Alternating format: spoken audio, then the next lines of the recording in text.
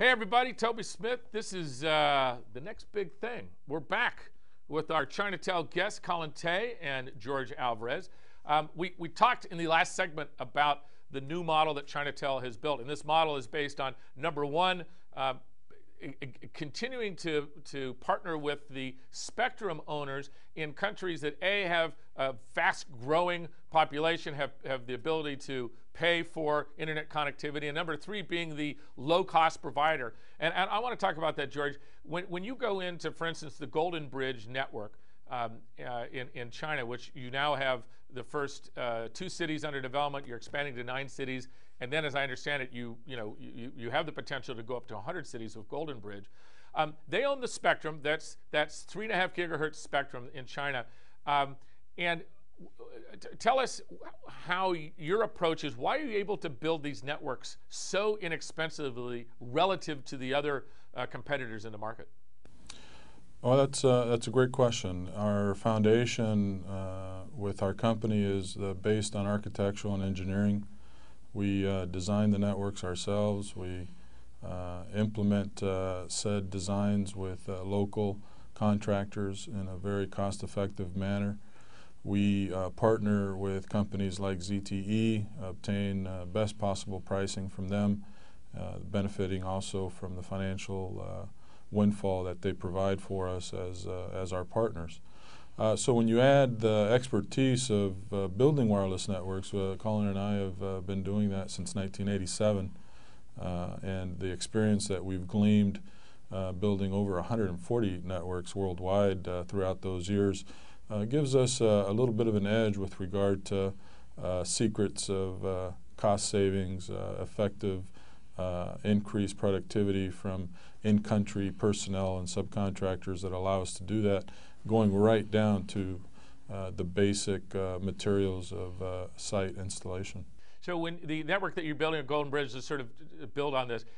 When you build this network, it's on a 3.5 gigahertz, which means that this is a 4G data network that you're bringing out. And ZTE, tell us a little of the technology here, because ZTE has just recently shown that they can provide both a WiMAX technology and a LTE technology simultaneously. How's that network going to work in your case?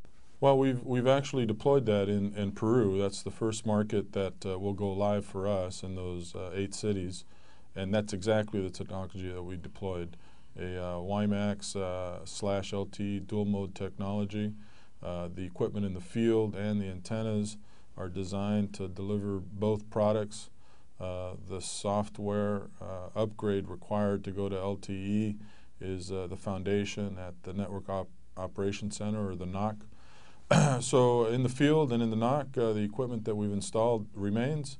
The LTE upgrade is a software upgrade for which ZTE was one of the leaders in providing this dual solution, of which we implemented in our original network design and in our actual construction of those sites. So in Peru, your network is a LTE network from the get-go, correct? Both, WiMAX, okay. LTE, they're both. All right, and then Colin, the product that you're selling, the service you're selling, let's flip back to China for a second. The basic product you're selling is competing against the 3G data networks. Now, last time I was in Shanghai, if I wanted to get a data plan from China Mobile or China Unicom, one of the top vendors there, it was like $30 a month, and it was for like 10 gigabits. In other words, it was a fixed amount. How are you guys going to compete with that with your 4G network?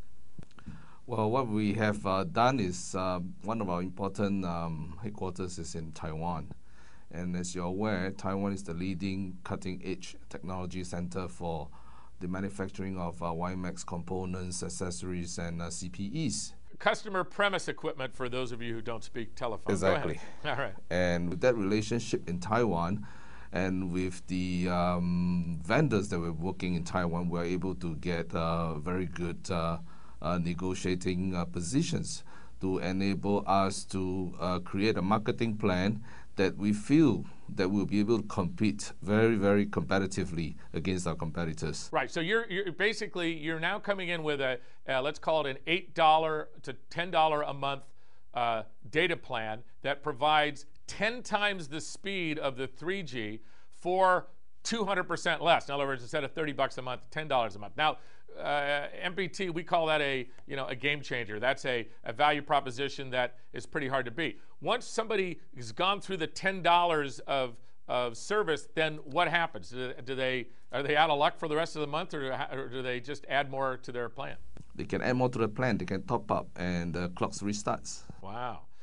All right. So the basic product, whether it's Peru, and the same thing you're doing in Peru, right? The existing competitors have a 3G data network that, I can't even remember what their currency is down in Peru, but they are, you're actually coming in with about a $10 a month plan or a $9 a month plan that gives 10 times the speed at 200% less cost.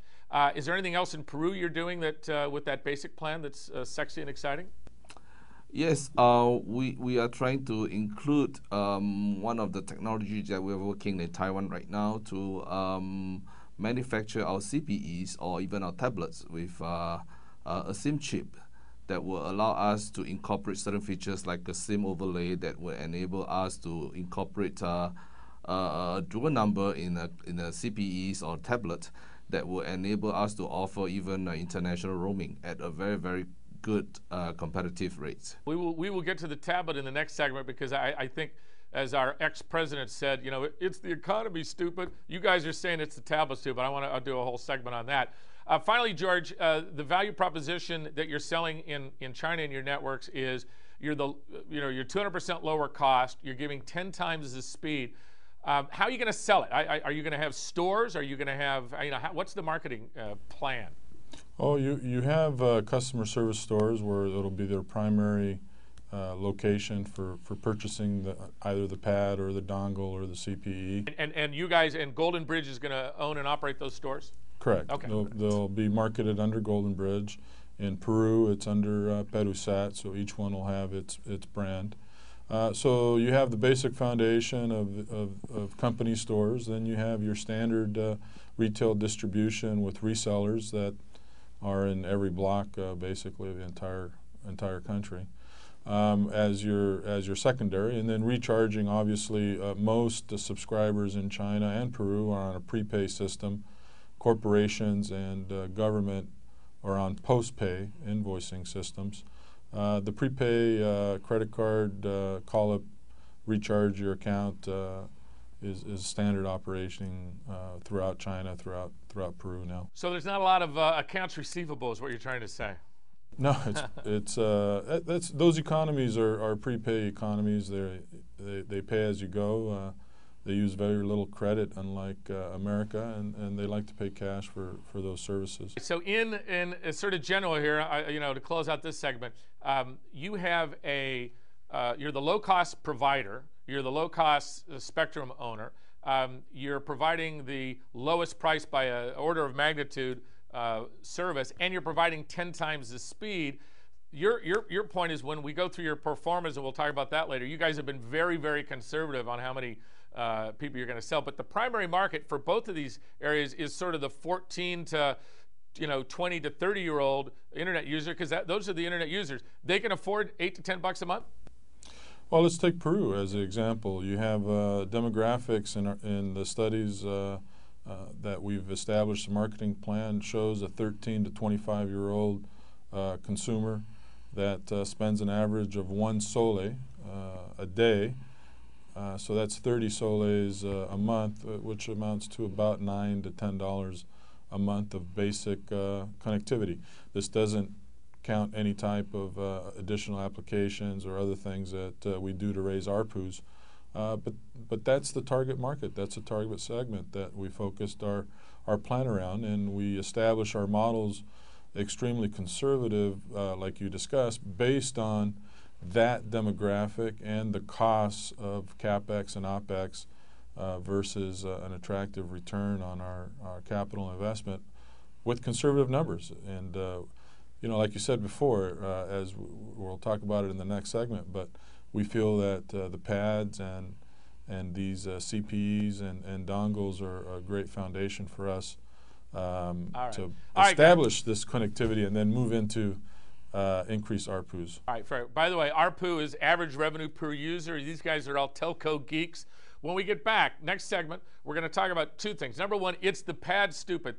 Chinatel is really coming out with some very, very cool technology on not only on pads, but also on SIM cards.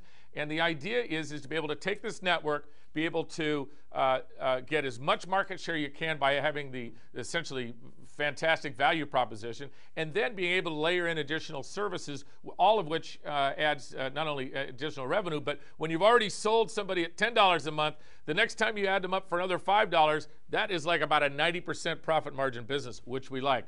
This is Next Big Thing. We're with Chinatel Group. We're coming right back.